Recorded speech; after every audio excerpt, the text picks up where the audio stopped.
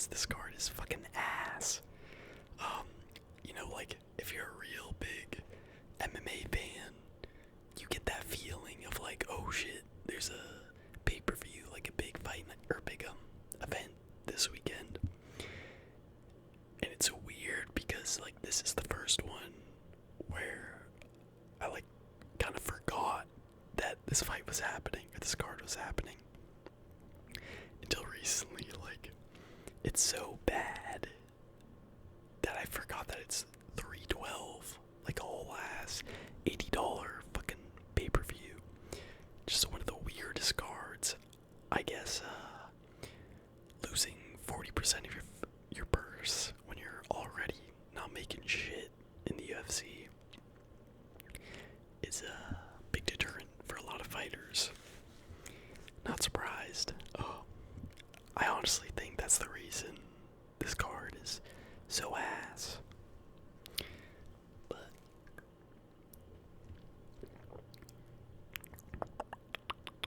starting off with Andrew Ghibli, also a bunch of fights got canceled recently. But still, like, it wasn't even great before those fights got canceled. So, starting off, Quinlan Salikid versus Angel Ghibli, the GOAT. I'm going with Quinlan. He's got that fucking Chad hipster look, the Chad hipster Australian, strong mustache, fucking jacked. Kind of like a evolved version, slightly evolved version of Jack Jenkins. Yeah. Thought good competition. Good prospect. I don't exactly remember his fight on the Contender Series, but I do remember the phase, and I'm pretty sure it was a very impressive win. Jubilee isn't that bad. Was beating Mike Breeden, but bro, you can't get knocked out by Mike Breeden and fucking expect to win another fight in the UFC, especially against a guy who's faced actual good competition. So it's been a while. Maybe Jubilee is much improved and he'll prove everyone wrong, but I'm going with Quinlan by, I don't know, second round TKO. Next up we got Jonathan McGillif versus Kevin Jousset. I think McGillif is another Contender Series guy. Oh, I forgot who he fought. But he kind of sucks. I remember his striking was not great. He was like primarily a grappler. We're gonna do some live research. Check out the highlights. Bro, these scuffed highlight videos on YouTube always have like the worst fucking background music. I don't know who makes this shit. Yeah, he's a solid grappler, Not the worst in the world, but Kevin Jousset is actually pretty decent. I'm not a fan, I would say, but he's got a good style. Very technical, great jab, decent kickboxing, and very good judo. Like, I think he's got great takedown defense. I think Mullenkaff or McAleef, however the fuck you say his name, is gonna just gas out by the second or third round. I think Jousset has good enough grappling to defend effectively and keep it on the feet. Just pick him apart, jab him up. So yeah, I'm going Kevin Jousset by. I'm going. Fuck it. I'll go third round TKO. But I could see a decision as well, very easily. Next up, Cody Steele versus Rong Zhu.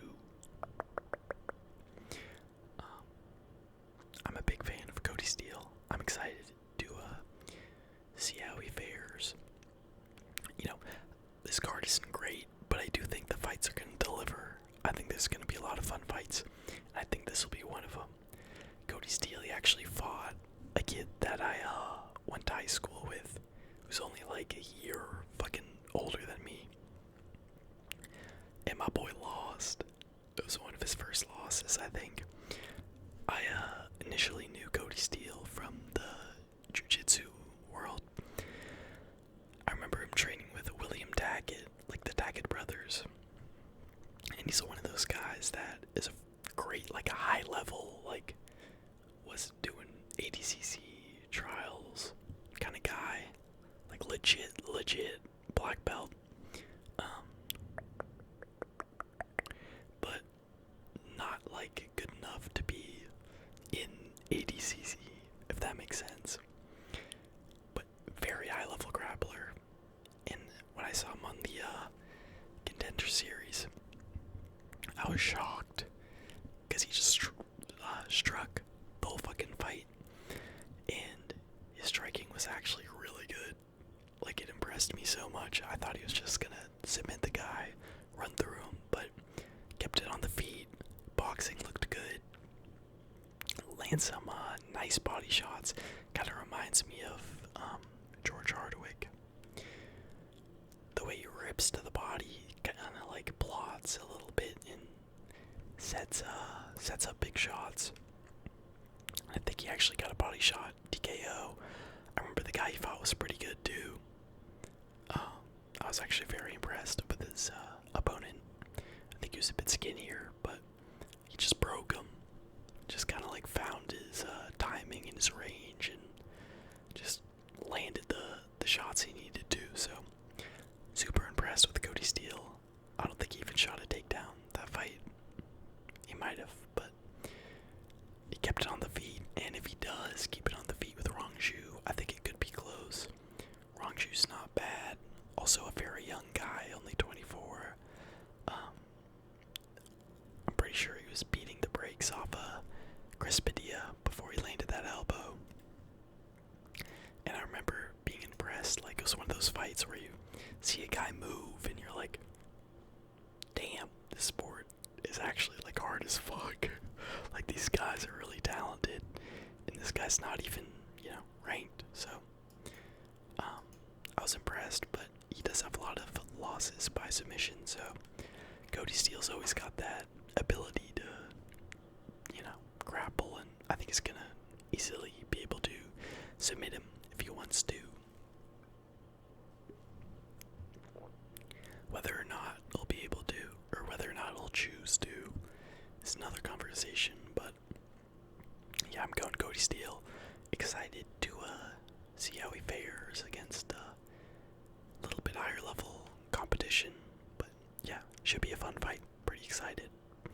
Next up, Colby Thicknees versus Alexandre Taboria.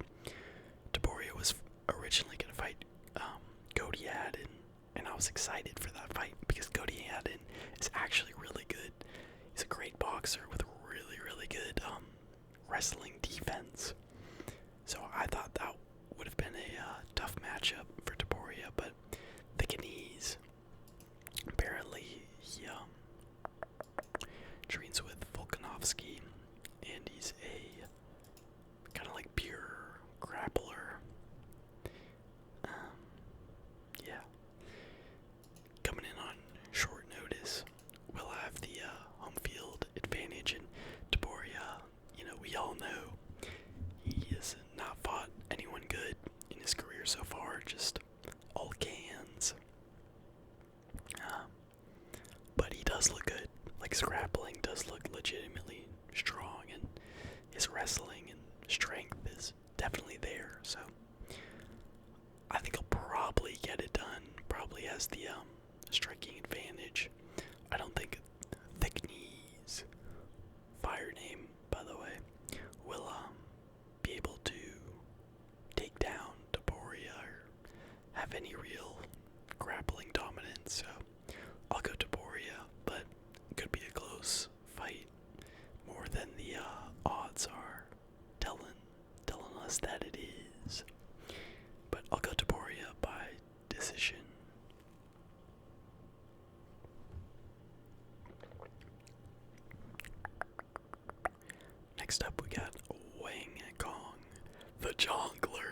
My girl, bro, I'm so excited.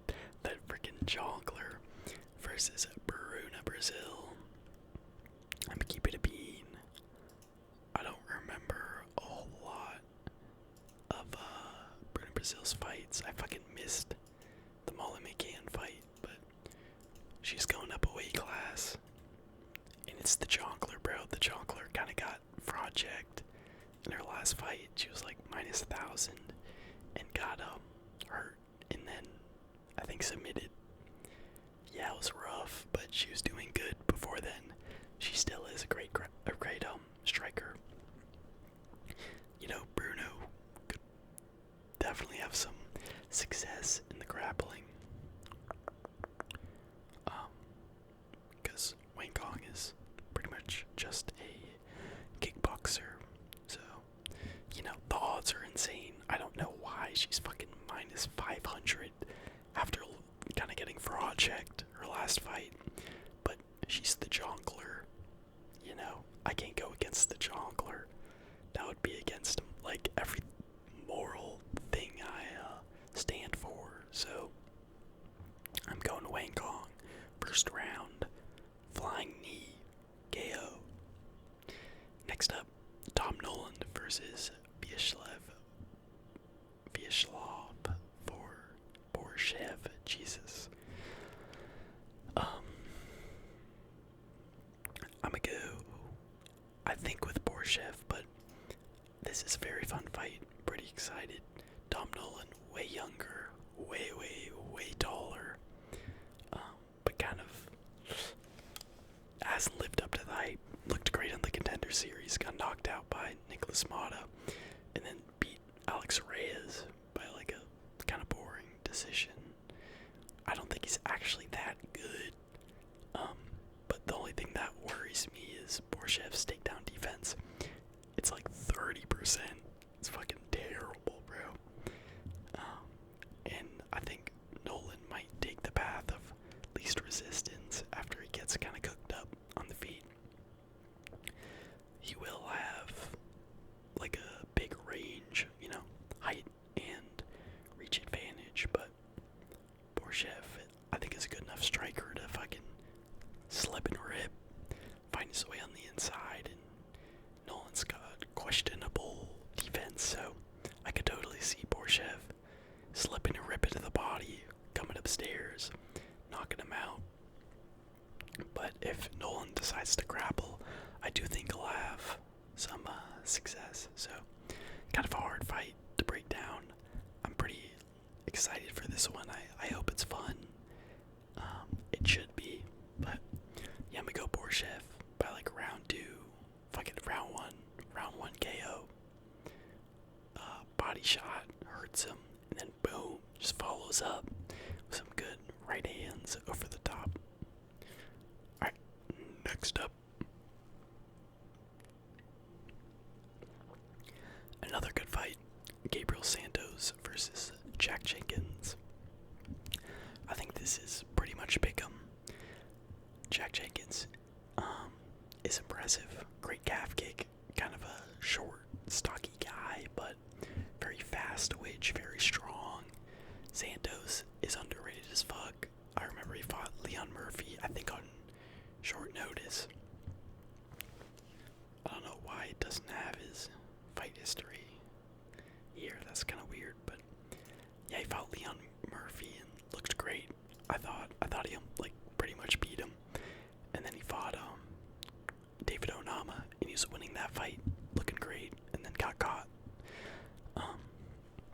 So rough skid in the UFC, but I think he's a phenomenal fighter.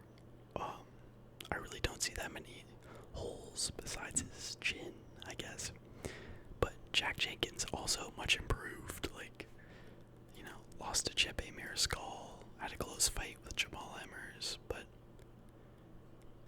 yeah, he was supposed to fight Gavin Tucker. I was excited to see that. Yeah, good calf kick, good striking, solid like wrestling defense. I think it's gonna be like razor thin, kind of back and forth. This is a hard one to predict, but I'll go Jack Jenkins just because they're in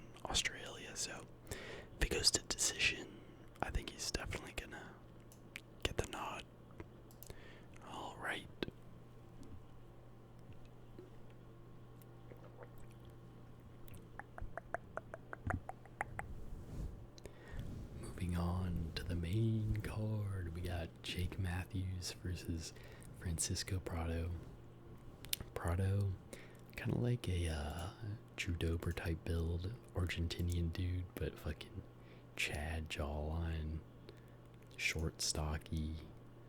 I do not know why he's going up a weight class. That is not a good idea. He's a small lightweight, and then now he's going up, kind of just, plots forward, throws big hooks. Isn't a bad fighter by any means, but I'm a big Jake Matthews fan. I love his boxing. When he's on and he's like, is dominant against his opponent, he has really, really slick boxing. So I think this will be a fun fight. I'm hoping to see some of that slick Jake Matthews striking. He hasn't been looking the best as of recent. I beat Philip Rowe, though. I forgot about that. And yeah, good, well-rounded fighter. Fast, good hands. I think he's just going to be bigger, though. I think he's going to be a good bit longer. Going to be pumping that jab. Yeah, got a 4-inch reach advantage. Wow, only an inch in height. That's kind of crazy. But yeah, I don't think Prado's high enough level. Jake Matthews, he's only 30, but, he's fought a lot of good fighters. I don't see him losing this one. I'm going Jake Matthews by decision. Because Prado is tough. He's got a granite chin. So I don't think he'll get finished. Next up, Jimmy Crute versus Rodolfo Bellato. I like Bellato. He's fun. I remember his Contender Series fight was crazy. He was like a huge underdog, and he just had that dog in him, bro. This guy's got the fucking dog in him, and he cooked up on the Contender Series, and then same thing against Dior Pateria. Almost got finished, survived, came back, fucking took him out. Like, this guy's a real Chad, but the chin is questionable, and he's like pretty good too, like technical wise. He's not like a Adesanya kind of striker, but which, by the way, how crazy was that? I did not expect him to get slept by fucking Nasruddin Imavov. That was insane. But yeah, he's like actually got pretty good technique, like you said, fairly high level fighter, very effective, and good gas tank. Jimmy Crute, thought he retired at the ripe age of 28 in his last fight, but turns out that was cap. Kind of fights like he steps on Legos. He's just one of those goofy fighters. Like, he's big, he's powerful, he's got really good grappling, like legitimate good grappling. But yeah, he has no fight IQ, and he just fights like he's like wobbling. I feel like he just wobbles all around in his fights. Yeah, this is a tough one to predict too. Crute, I think, could definitely find some success in the grappling, especially early. But if this goes to the third round, I would live bet Bellato all day. But that being said, Crute does have power. He could catch Bellato on the chin, so I'm going to go Bellato. I think that's the safer pick here. But I think Jimmy could get a finish early, so I'll go Bellato by decision. But again, should be a decently fun fight. Not main card worthy of a fucking $80 pay-per-view. That is insane. Next up, Justin Tafa versus Taliesin Teixeira. Teixeira's fucking 6'6". Pretty nuts. Tafa's 6 foot himself, though. I thought he was a bit shorter. Yeah, he I remember his Contender Series fight. He was a huge favorite, and the guy he was facing was like half his size, and the other dude was kind of touching him up, like he was landing, but he had no regard for his safety, and he had his hands down as he was exiting. Boom! Clean right hand from Teixeira, just put him out. Definitely a tricky guy. I don't think it'll be an easy fight for Justin Tafa, who himself isn't the most reliable fighter, but I do see him chopping down the tree, taking down the big oak wood of Taliesin Teixeira and just landing a clean overhand, putting him out because Teixeira, he is decent, but his defense is not. He's got the tall man's defense. Like, I could totally see him just getting cracked by Tafa. Again, should be a fun fight, but come on, bro. Feature fight of a fucking pay-per-view, Justin Tafa, and a guy from the Contender Series? Like, come on. This shit is turning into boxing, bro. No good. Alright, co-main event, finally a good high-level fight. Weili versus Tatiana Suarez. Now, Tatiana Suarez is somehow a favorite. Her best win, besides Alexa Grasso, which I think was a while ago. Let's see. She did beat Carla Esparza. That's a pretty good win, actually. And Grasso back-to-back. That's actually kind of nuts. But that was 2018. And then, yeah, she smoked Jessica Andrade. But that being said, like, those aren't the greatest. I mean, those are pretty good wins. But as far as, like, current era fighters go, Andrade is the only one she's really beat. Weili's been looking phenomenal as of late. Ever since she started training with Henry Cejudo, her grappling has been phenomenal. Like, I feel like she's more of a grappler than a striker now. We've seen her offensively wrestle in most of her fights of recent. And she's just fucking good, bro. I feel like she's like one of, if not the best female fighter on the roster right now. And she's only improving. I feel like I don't understand the odds. If you want to make some money this weekend, bet the house on Weili. Kind of a close fight with Xiaonan, but Xiaonan looked great in her last outing too, so I think she's another fighter that's massively improved. Like, bro, she could get taken down and wrestle fucked, but bro, like, she's got cardio, good grappling, great striking on the feet. I don't think it's going to be close at all. I am excited to see how this fight plays out because Weili's just been kind of offensively grappling and landing ground and pound in her last couple fights, so it'll be interesting to see if she tries to keep it on the feet and strike with Tatiana Suarez and how that kind of plays out. So I'm excited for this fight, but yeah, I'm going Weili. I don't understand these odds. She's a like plus 105 underdog. Bro, bet the house on Weili. She's only a year older. Like, Tatiana Suarez is not very active. I don't really see her finishing Weili, and I don't see her gas tank being good enough for 5 rounds. So I like Weili. I'm going Weili all the way. I'm going to put a decent bet on her this weekend. Yeah, we'll go Weili 3rd round or 4th round TKO after Suarez gasses out and maybe has like a good first 2 rounds. Next up, main event of the evening. Dricus Duplessis DDP. I never said that. Versus Sean Strickland. Here's the fucking thing, you guys. Bro, this card is so weird. Like, I feel like usually cards have like a theme or like a, kind of aura, like a vibe to them. I don't know what, this is just like a weird one. It's just got such a weird vibe.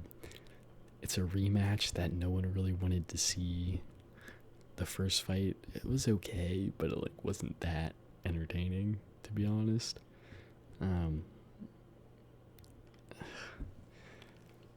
And like, they're very evenly matched. It was pretty much even. I thought Sean Strickland won watching it live, but looking back, Dricus probably did. And it's Sean Strickland. Like, we know what he's gonna do. He only has one game plan. fucking cheap jab, walk forward. And yeah, Dricus does kind of have the kryptonite to it. Like, he's got the forward pressure, he's got the physicality, he's got the not give a fuck, I'm gonna, enter boxing range and try to land some shit energy that does well against Strickland. But he's also slow, and that's the biggest problem. Is Strickland's way faster, he's got better eyes, and he's going to be a lot more calm, I think, than Dricus. But Dricus, literally, he just has that dog in him, bro. Like, I feel like that's the best way to describe Dricus du Plessis. He's got the fucking dog in him. I feel like no one fits that description better than Dricus does.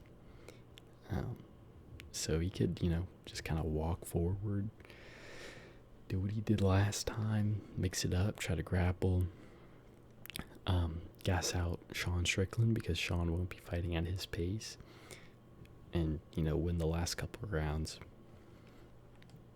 But it's so hard to tell. I do think Strickland's I think we're going to get the best version of Strickland that we've seen. Probably same with DDP, to be honest.